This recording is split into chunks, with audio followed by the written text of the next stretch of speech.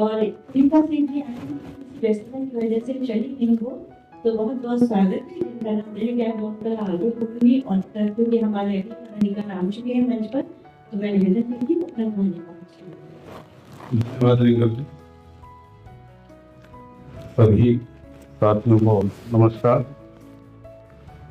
कहानी का वाचन समय है लगभग 8 मिनट और विधा संस्मरण शीर्षक है पश्चाताप।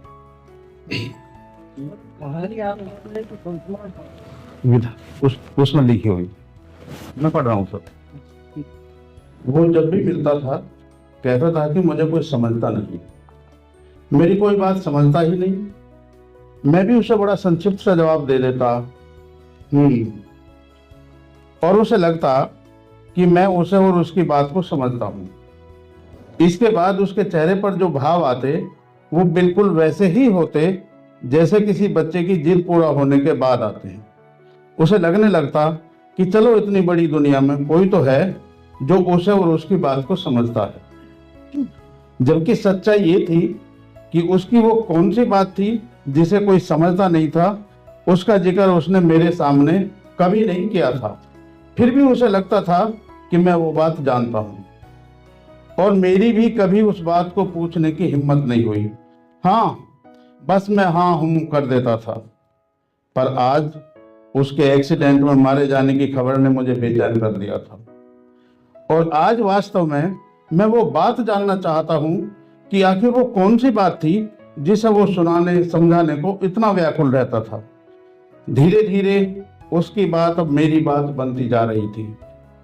आज उसकी मौत की खबर सुनने के बाद उसी बात की तलाश में मैं शाम को पान की दुकान पर चला आया, क्योंकि अक्सर वो मुझे पान की दुकान पर मिल जाया करता था और यहीं उसने कई बार मुझसे सिगरेट की डिमांड की थी। वो सिगरेट के कस लेते हुए कहता था, सर जी, लोग मेरी बात समझते नहीं हैं, आप तो समझते हो ना। और मैं भी बिना बात जाने स्वीकृति में सिर हिला देता। हाँ कहने की मेरी कभी हिम्मत नहीं हुई। तभी मैं देखता हूं कि पान वाला मुझसे उसकी ओर इशारा करता है कि ये तो पागल है, मैं कहाँ किसके मुंह लग रहा हूं। खैर, पान की दुकान पर महज इतनी ही चर्चा थी कि वो पागल एक्सीडेंट में मर गया, जो कहता रहता था कि कोई मुझे समझता नहीं है, कोई मेरी बात समझता नहीं। मैंने पान वाले से पूछा कि वैसे उसकी बात क्या थी, तो पान वाले ने जवाब दिया, बाबूजी पता नहीं क्या बात थी, बात तो उसने कभी बताई ही नहीं, बस बड़बड़ाता रहता था और कहता रहता था कि कोई उसकी बात समझता ही नहीं। हाँ, वहां से फिर उसकी बात की तलाश में मैं चाय की दुकान पर चला आया, क्योंकि मैं उससे पहली बार इसी चाय की दुकान पर ही मिला था। मुझे आज भी याद है, जब मैं चाय पी रहा था तभी वह आया और चाय वाले से बोला था, ओए एक कप चाय पिला। तो चाय वाले ने उससे पूछा था कि उसके पास पैसे हैं। इस पर वह बड़े सहज भाव से मेरी ओर इशारा कर बोला था कि मेरी चाय के पैसे सर जी देंगे। उसके इस अनायास हमले से मैं सक पका गया था और जल्दबाजी में बोला, हाँ मैं दे दूंगा। और फिर वह मुझसे ऐसे बातें करने लगा जैसे वह वर्षों से मुझे जानता हो या मेरा मित्र हो। वहीं उसने मुझसे पहली बार कहा था कि कोई मुझे समझता ही नहीं है, कोई मेरी बात समझता ही नहीं। मैंने उससे पीछा छुड़ाने के लिए जल्दी से चाय खत्म की और फिर जब मैं अपने और उसकी चाय के पैसे देकर जाने लगा तो उसने मेरा नाम पूछा। क्योंकि उस शहर में मेरा अभी ट्रांसफर हुआ था तो मुझे उचित नहीं लग रहा था कि मैं किसी को अपना नाम या अपने बारे में कुछ बताऊं। तो मैंने उससे कहा कि आप इत्मीनान से चाय पीजिए, पैसे मैंने दे दिए हैं, और तेज तेज कदमों से मैं अपने फ्लैट की ओर चला आया। मुझे अभी भी याद है, 1-2 बार मैंने पलट कर ही देखा था कि कहीं वो मेरे पीछे तो नहीं आ रहा है।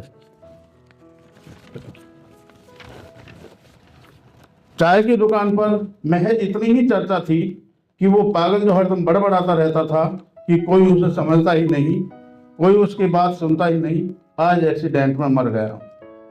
मैंने चाय वाले से पूछा कि उसका एक्सीडेंट कैसे हुआ, तो चाय वाला बोला कि कुछ लोग बता रहे थे कि हलवाई ने उसे अपनी दुकान से भगाया था, तभी वो एक कार से टकरा गया, जिससे उसके सिर में काफी चोट आ गई थी और अस्पताल ले जाते वक्त वो रास्ते में ही खत्म हो गया। मैंने चाय वाले से पूछा, अच्छा ये बताओ कि उसकी वो कौन सी बात थी जिसको वो कहता रहता था कि कोई सुनता ही नहीं है, कोई समझता ही नहीं है। चाय वाला बोला, बाबूजी इसका तो हमें पता नहीं, क्योंकि ना कभी हमने पूछी और ना कभी उसने बताई, और अगर कभी बताई भी होगी तो पागल की बात समझकर अनसुनी कर दी होगी। अब कुछ दिन से आप ही उसे चाय पिला रहे थे और वह आपसे ही बात करता था। फिर मैंने कहा, मैंने भी कभी उसकी बात पर गौर नहीं किया। उसने भी मुझे कभी नहीं बताया कि वो कौन सी बात है जिसे कोई सुनता और समझता नहीं है। साथ ही मैंने चाय वाले से उसका पता पूछा। चाय वाला बोला, बाबूजी वो कहीं बड़े मोहल्ले में रहता था, मोहल्ले में घुसते ही दूसरी गली में तीसरा मकान है। बाबूजी आप उसके घर जाने की तो नहीं सोच रहे हैं? मैंने कहा, हाँ मुझे उसकी मौत का दुख है। इस पर चाय वाला बोला कि बाबूजी उसकी मौत का दुख तो उसके परिवार वालों को भी नहीं होगा। वैसे उसके 2 लड़के हैं, दोनों ठीक ठाक कमा रहे हैं। पहले वो मैकेनिक था और अच्छा कमाता था, फिर पता नहीं क्या हुआ, उसे बड़बड़ाने की दिमागी बीमारी लग गई। वैसे आदमी बुरा नहीं था, उसके परिवार वाले उसकी बड़बड़ से परेशान थे, और फिर आपने उसके बड़बड़ाने का पागलपन तो देखा ही है। मैं कहकर वहां से चला आया और रास्ते भर सोचता रहा कि मुझे उसके घर जाना चाहिए कि नहीं। फिर ये सोचकर कि जो मुझे पहचानता था वो तो खत्म हो गया, वहां मुझे कौन जाने पहचानेगा। सोचकर मैं अपने फ्लैट की ओर ही चल दिया।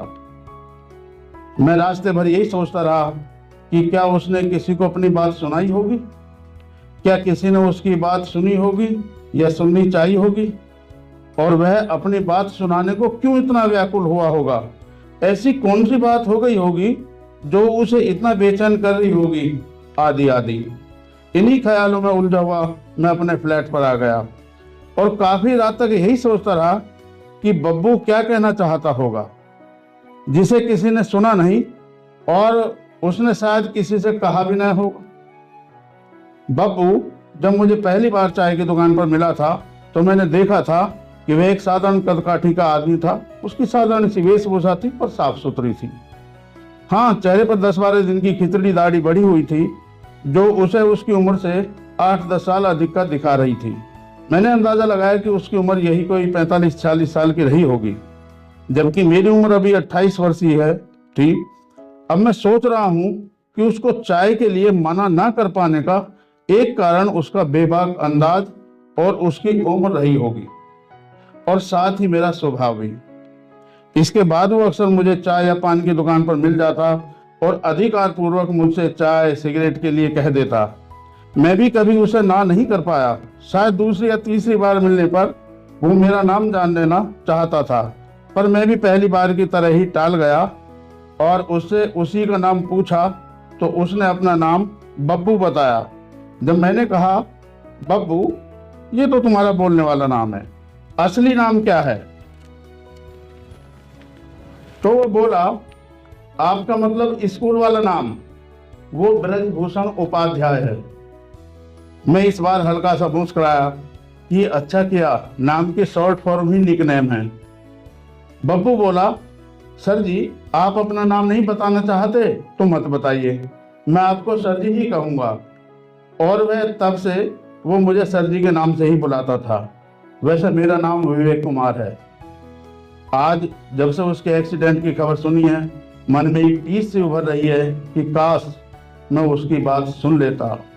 बब्बू में कुछ तो था जो मुझे किसी की याद दिलाता था, जिसे मैं समझ नहीं पा रहा था। शायद अचेतन में कोई याद थी जो उससे मिलने पर चेतन पटल पर आने की कोशिश करती थी। मैं सोचता रहा कि यदि कोई इंसान कुछ कहना या बताना चाहता है और कोई उसकी सुने नहीं, तो उसका अगला कदम क्या होगा? वो दुनिया का आगे ऐसे ही बड़बड़ाता फिरेगा या फिर चुप्पी साध लेगा? ना जाने दुनिया में कितने ही बब्बू अपनी बात सुनाने को बेचैन हुए फिरते हैं, और जब कोई उनकी बात को सुनता और समझता नहीं है तो वे उसके भार से पागल से हुए रहते हैं और बड़बड़ाने लगते हैं और एक दिन उस बात को दिल में रखे हुए ही मर जाते हैं। और जो किन्हीं कारणों से बड़बड़ा नहीं पाते हैं वे चुप्पी साध लेते हैं और खुद में ही खोए रहते हैं। जैसे ही उसके दिमाग में चुप्पी साधने का ख्याल आया उसे तुरंत अपने पिताजी की याद आ गई। अब उसकी समझ में आने लगा कि क्यों वो बब्बू को मना नहीं कर पाता था। कहीं ना कहीं कुछ ना कुछ अंशों में वह उसके पिताजी का स्मरण कराता था और फिर एक एक कर उसे अपने पिता की सभी बात याद आने लगी। उसके पिताजी एक उच्चाधिकारी के पद से रिटायर हुए हैं। उनका बचपन बहुत ही गरीबी और तंगी से गुजरा, फिर भी उन्होंने पढ़ाई नहीं छोड़ी और अपने एरिया में वे पहले ग्रेजुएट बने थे। फिर मेहनत और बुद्धि के बल पर पिताजी का अधिकारी पद पर चयन हुआ। इसी सब प्रक्रम में नाना जी, जो पहले से उच्चाधिकारी थे, ने पिताजी की कभी मदद की थी, जिसका बदला पिताजी ने मम्मी से शादी कर चुकाया था। मम्मी पिताजी को ज्यादा पसंद भी नहीं करती थी, ऐसा उनकी नोक झोंक और ताने उलाहनों से पता चला। चूंकि दोनों सजातीय थे तो अमीरी गरीबी के अलावा कोई समस्या न थी। मम्मी के पास दो विशेषाधिकार थे, एक अमीर की बेटी और दूसरा सुंदर महिला होने का। मैंने कई बार महसूस किया था कि मम्मी पिताजी को अपने से नीचा ही मानती रही, जो उनके व्यवहार और सम्मान में दिख जाता था। उसे याद आ रहा है कि जब भी उसके पिताजी कुछ कहना या बताना चाहते थे तो उसकी मम्मी या तो उन्हें चुप करा देती थी या किसी बहाने से वहां से उठकर चली जाती थी। हम भाई बहन भी पहले पढ़ाई में लगे रहते थे, छोटे थे तो पिताजी हमें ना समझ कर अपनी बात नहीं बता पाते होंगे। फिर जब हम बड़े हुए तो उनकी बातों को इग्नोर कर मोबाइल, टीवी, लैपटॉप में लगे रहते थे। मैंने देखा था कि कैसे पिताजी ने अपने आप को खुद तक सीमित कर लिया था। अब वो ना मम्मी से और ना हमसे बात करते थे। बातों के नाम पर अब हमारे बीच सवाल या जवाब होते थे, जिनका जवाब पर्याय हुआ करता था। बातें तो आपस में होती नहीं थी, न सिर्फ पिताजी से बल्कि हम भाई बहनों में भी। हम सबकी अपनी एक काल्पनिक दुनिया थी और उसके दोस्त। हम बाकी रिश्तेदारों को भूल ही गए थे। बब्बू की मौत के बाद आज मुझे अपराध बोध सा होने लगा था कि कम से कम मैं तो पिताजी को सुन सकता था। उनका बचपन, उनका संघर्ष, उनके फेलियर, उनकी उपलब्धियां, उनके अनुभव, उनका जीवन के लिए मार्गदर्शन और न जाने क्या क्या जो उन्होंने पाया और गंवाया होगा, उस सब को सुनकर उनके दिल का बोझ कुछ तो हल्का कर सकता था। जैसे जैसे मैं इस विषय में सोचता जाता मेरा अपराध बोझ बढ़ता जाता। मैंने तय किया कि मैं अभी पिताजी को फोन कर अपने अपराध की माफी मांगूंगा और वो सब सुनना चाहूंगा जो वो सुनाना चाहते थे। फिर मैंने मोबाइल हाथ में लिया और एक नजर घड़ी पर डाली। रात के 11 बज रहे थे। इस समय वो सो रहे होंगे, उन्हें डिस्टर्ब करना ठीक होगा। तभी अंतर्मन से आवाज आई, हाँ अभी, और मैंने कॉल लगा दी। लंबी घंटी जाने के बाद पिताजी ने कॉल रिसीव की। हेलो पापा, मैं बोल रहा हूँ विवेक। मैंने कहा, बेटा ठीक तो है, इस टाइम कॉल क्यों की, कोई बात तो नहीं हो गई है? पिताजी की चिंता युक्त आवाज आई। आई लव यू पापा, मैं भरे गले से बोला।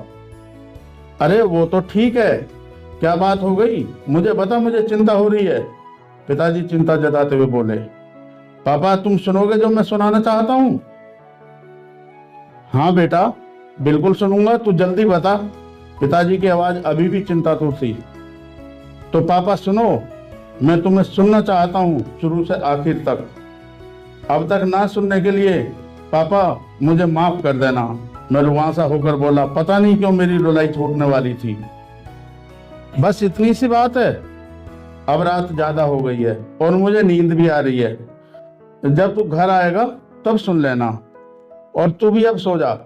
पिताजी अब कुछ संयत होकर बोले, पापा मैं कल ही छुट्टी लेकर आ रहा हूं। मैंने कहा ठीक है कहकर पिताजी ने कॉल कट कर दी और अब मैं खुद को पहले से हल्का महसूस करने लगा।